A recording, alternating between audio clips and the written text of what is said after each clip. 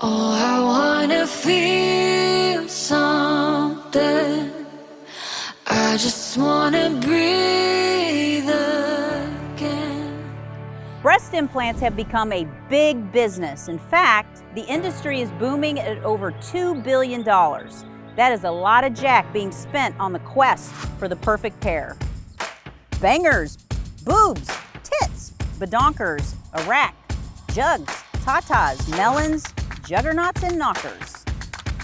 The female body has been the focus of attention and expectation since the beginning of time, but fads are fickle. We are not here to tell you what's right or wrong with your body. That's your choice. Our hope is to provide you with some education and inspiration so you can make an informed decision. I started getting headaches. Very tired.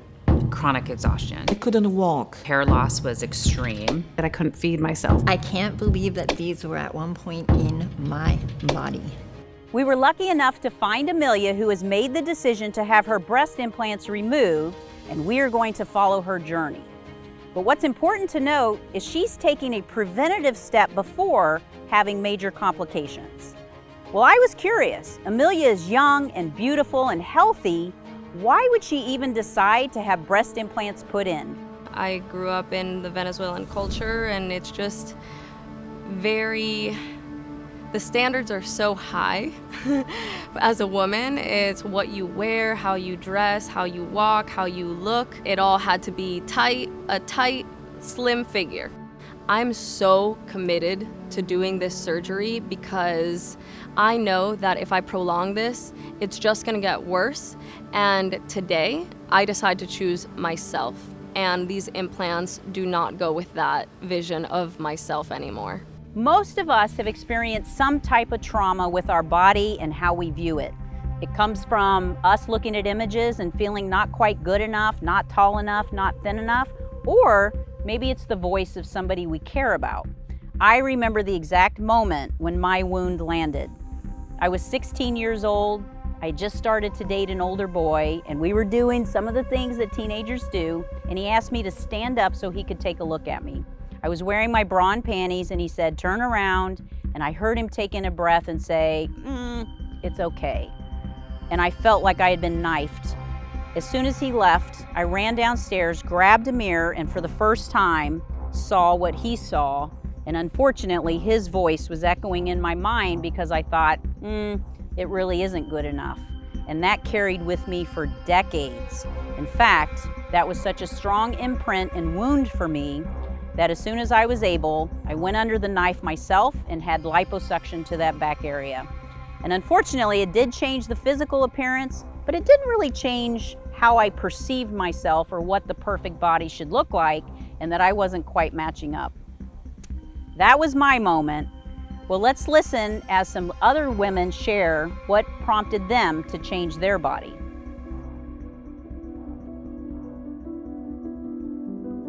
We consider women in Brazil in the type of body is they have a bigger waist and a small breast. So this culture of not accepting your body, it started in young age. Teenagers at a time. I'm talking about more than 30 years ago. I just always remember everybody staring at my chest. And I would always be like, why are they talking to me staring at my chest and not my eyes? You know, and I do remember being young, and my father was playing cards, and I had just developed, and he said, "Wow, where did you get those beautiful breasts?" And I just wanted to crawl under the table. I must have been like 11, 12. I had 3 kids in 3 years, and I nursed each one for a year. So I was pregnant and nursing for 6 straight years. And 6 months after finishing nursing, I, just felt they were, just skin. I hadn't really allowed my body to rebound.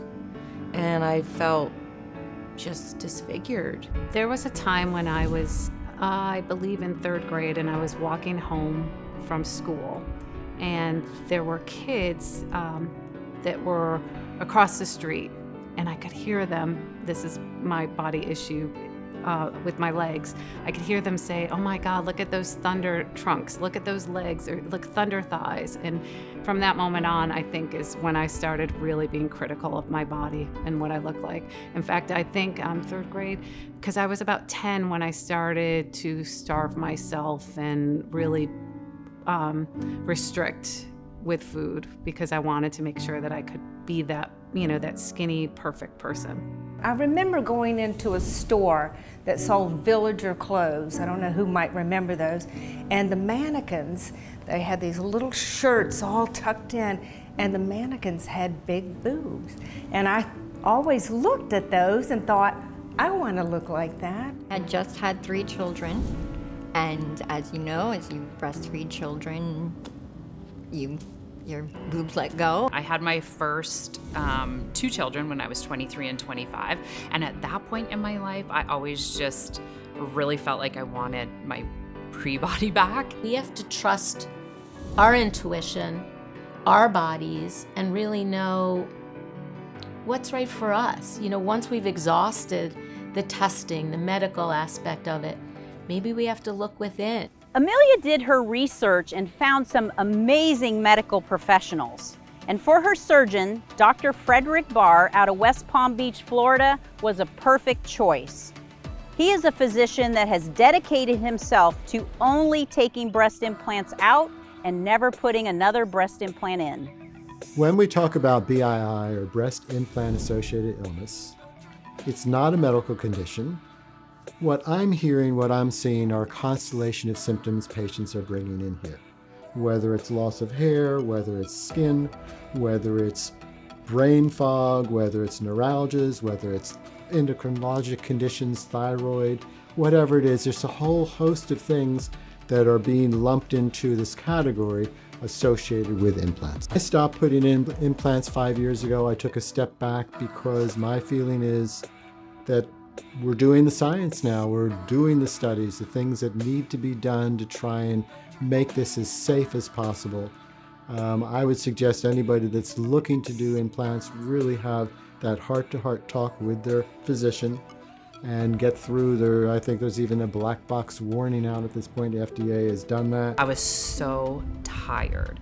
My hair loss was extreme. I didn't actually realize that one was leaking until I had a pain shoot intermittently up through my arm, and then up into my shoulder, and then went down into my arm. 4 years after implanting, I couldn't ignore symptoms anymore. Now I feel like I have the flu all day long. My hair is falling out in clumps. I have these weird dizzy spells. It's hard for me to walk upstairs. I am just, everything's starting to fall apart. And just as important as finding the plastic surgeon, it's a good idea to get your internal health assessed. And Amelia found Dr. Anjali Noble out of Boca Raton, Florida, and you might recognize her from earlier because she also had her breast implants removed. When Amelia first came in, her basic labs were essentially normal, other than having some estrogen dominance and some vitamin D deficiency.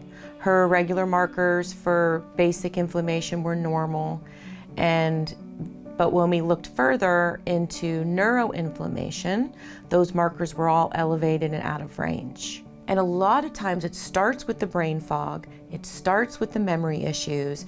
You have a difficult time remembering recent events. If you find you're losing your keys, or all of a sudden you're just feeling completely anxious and things are just, you don't feel like yourself, and then you start getting cramps, and then your eyes twitch, and you're just getting weird symptoms as time progresses, you're not crazy. There are many reasons that you can be having all these symptoms, right?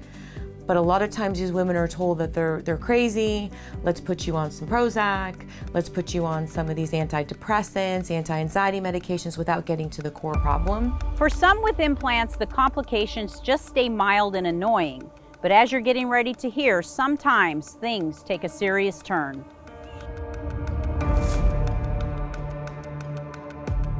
Right away, like right after I got my breast implants, I started getting headaches and I started gaining weight, which There was nothing I could do to take that off. I could starve myself. I could do all my old routines and nothing would take that weight off.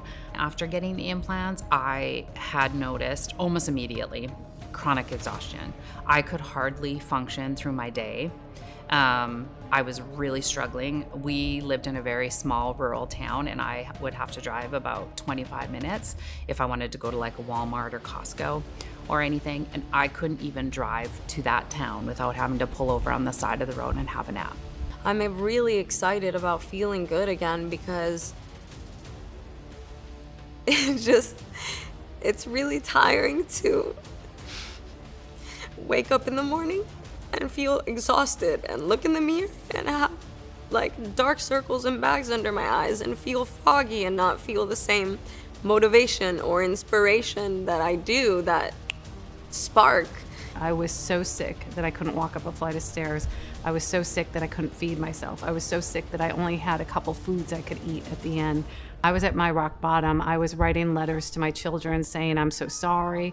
You know, I think I'm gonna die. I don't know what I'm gonna die from. The quest for perfection isn't always the reason why women choose to have breast implants.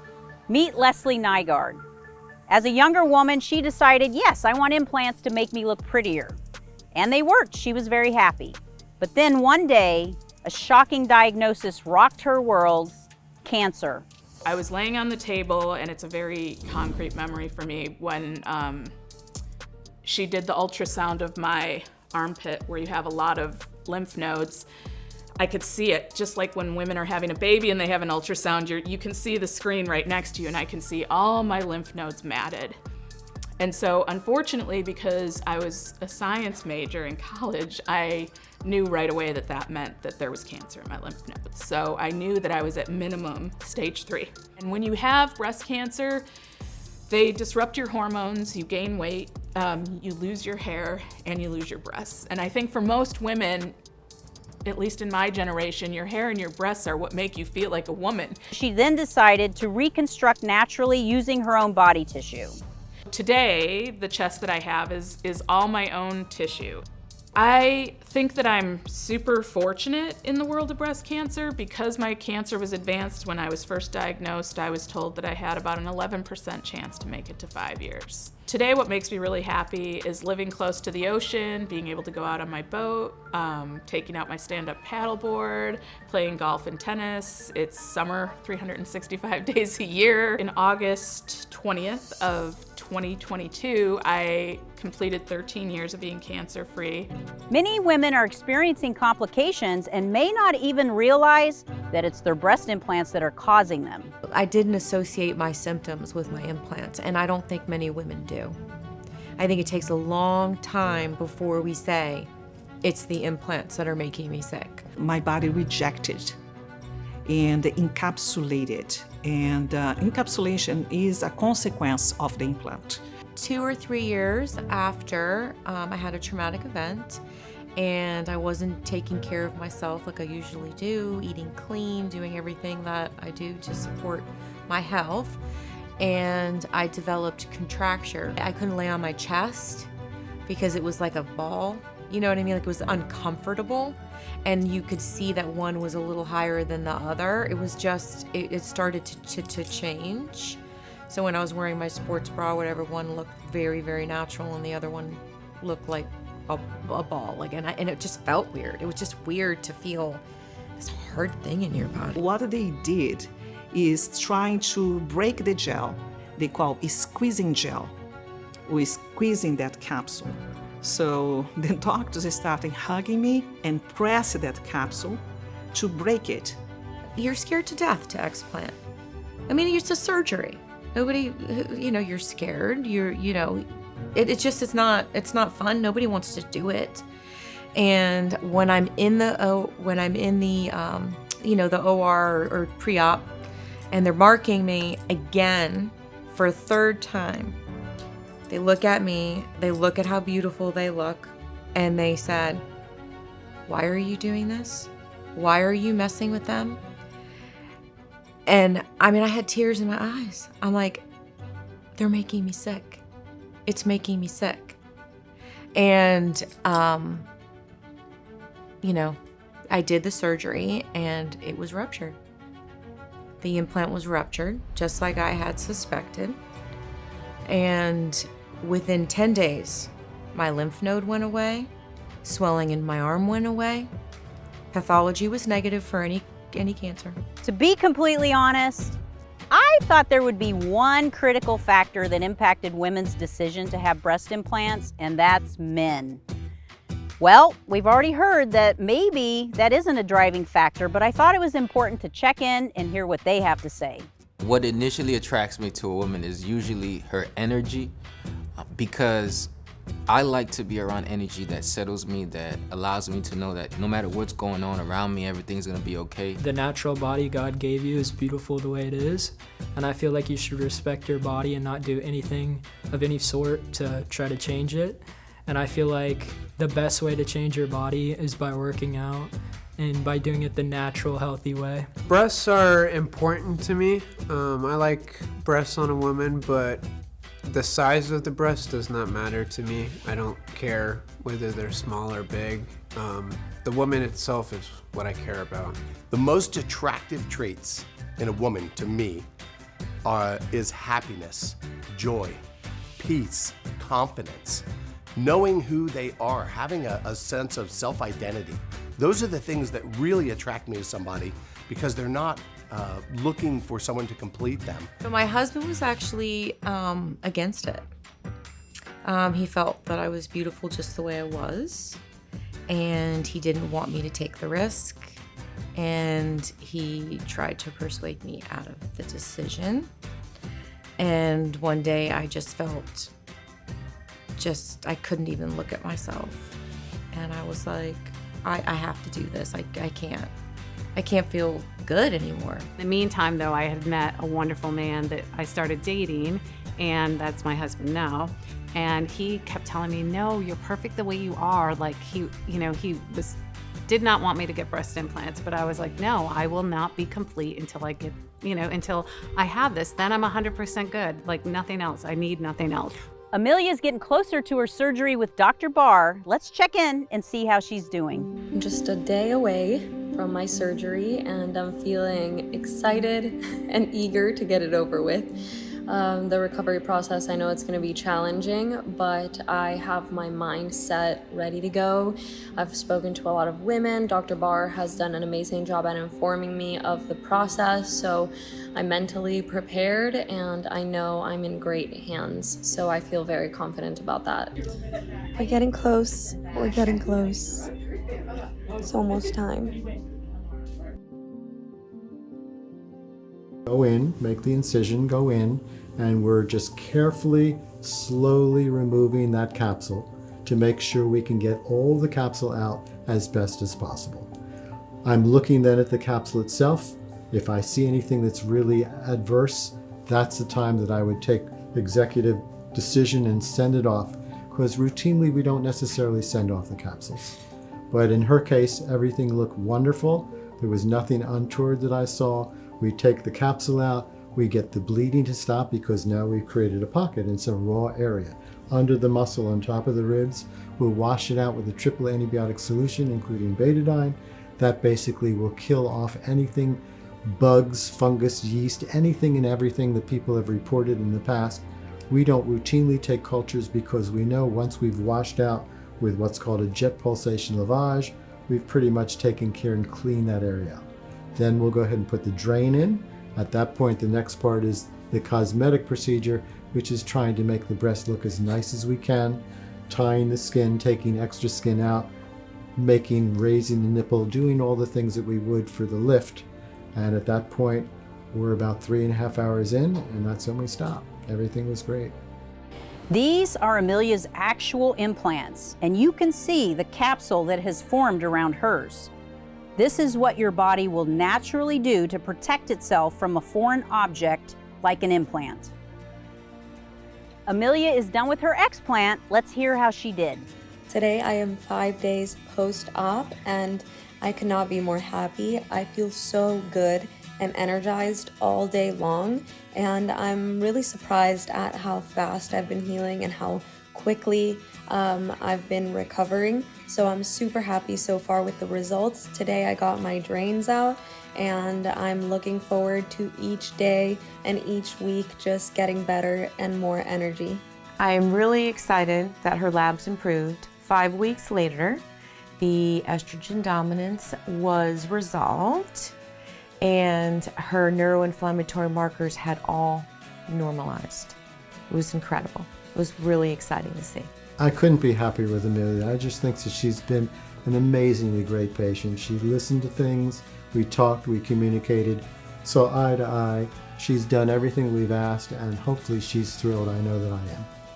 I was so thrilled that Amelia came in when she did, because when she first came, she looked dull, dragged herself in here, and then after the explant, 5 weeks later, she was a different person. And it was thrilling to watch and to see the transformation. While it might take some time, some of the women noticed immediate changes. Good thing was, within 3 weeks, I felt better than I had felt before I had kids. Like, I felt amazing. I was like, you gotta be kidding. I forgot what it felt like to feel good. So I know that it was affecting me this whole time. I was like, oh my God, what happened? My light bulb went on in my brain. I was just so happy. Like, I could cry. So happy that it was just, made such a big difference. I'm happy that I'm healthy, and I wake up every day with that. And that's all that matters to me now. I can, I'm not ashamed of, my body or who I am, my grandmother. I felt emotionally free, light, and able to do anything. This friend of mine, he was having financial issues, and I was advising him. I just had to do the explant. And I was so excited, and I said, listen, let's do here a mantra of abundance, So repeat with me. I am wealth, I'm abundance, I'm joy. I'm wealth, I'm abundance, I'm joy. And then he looked at me and said, Anasuya, are you on mushrooms? Because all the time I had these positive things to say, creating mantras for everybody. I felt that I could do anything, And now I'm not closing any butts. I feel like I can use different clothes. I feel open my chest, feeling the wind, and that I love my body. And the first question is, why it took me so long to do these explants? Sometimes there is a silver lining to our personal trauma, and Terry, who had a horrific breast implant experience, has now dedicated herself to educating and inspiring women. I missed out on all of their games. Now they're in high school, and I missed out on a lot of their events because now mommy's sick. I remember distinctly the moment that when I was laying on my couch, because I couldn't go upstairs anymore, and somebody had sent me an article from Crystal Hefner, my best friend, sent me the article, and that's when I read it and I said, oh my God, I think it's my implants. Finally, I just bawled. And then I was like, okay, well, what's the next step? What's the next step? And I also at that moment said, if it's my implants, I will never, ever not speak up. I will be true to myself. I will let other people know, because if I've suffered this much, if I've lost this much of my life with my children, if I've lost this much time, I will make a difference. No woman should ever have to write those letters. No woman should ever have to go through what I went through. And then it's so simple. You take the implants out, you take them out, and you regain your life. Like, you actually can. It's just mind-boggling at the time that you're so sick, and then you're past being sick, and it's like rebirth. In fact, that's something I say in my group a lot. Happy rebirth, you're gonna fly. I have a surprise for you. When we do shows like this, our intention is we hope we change somebody's life in a significant way. Well, little did we know that Shelley, our production director, had implants through the whole show, and after listening to all the ladies share their stories, decided to have her breast implants removed. I remember the day where we went to film all the women, and I hung on every word in their story. And that night, I kid you not, I went home and I cried. Why? Because I finally had hope. I finally had an answer to what was going on with me. And I didn't waste time after that. I researched physicians and I found a really great physician that I resonated with, and I had my breast implants taken out. And can I tell you, I am 2 months out now and I feel like my life has just begun. I feel like $1 million. I forgot what it felt like to feel good. I am just extremely grateful. I'm grateful for Debra and the entire Under My Implant team. I'm grateful for you. I am especially grateful for the women that are out there that had the courage to tell their story. Well, it's been a few weeks. Let's see how Amelia's doing. Going into surgery, I felt so much fear and anxiety. I was so nervous, but after waking up, I felt like 10 pounds were lifted off my shoulders. I felt calm. I felt peaceful, unlike anything I'd ever felt even before the surgery. Having the breast implants didn't fulfill me the way I thought that they were going to, and there was that moment, particularly I think when I realized I also needed to get them out. I need to show my daughters that focusing on their health is the #1 priority. Everything you look at in life is risk and benefit. And the risks are too great. It's too great, and you're beautiful just the way you are. Beauty comes from the inside out, and we have to start seeing that and being comfortable with the changes of our body and know that they're still beautiful. It's been an amazing journey, and it was great to learn why women made the decision to have breast implants, the complications that they dealt with, and then yes, the decision to go back under the knife and have them removed. And one thing I noticed as I got to know these women and listen to their stories is a positive energy flowing from them.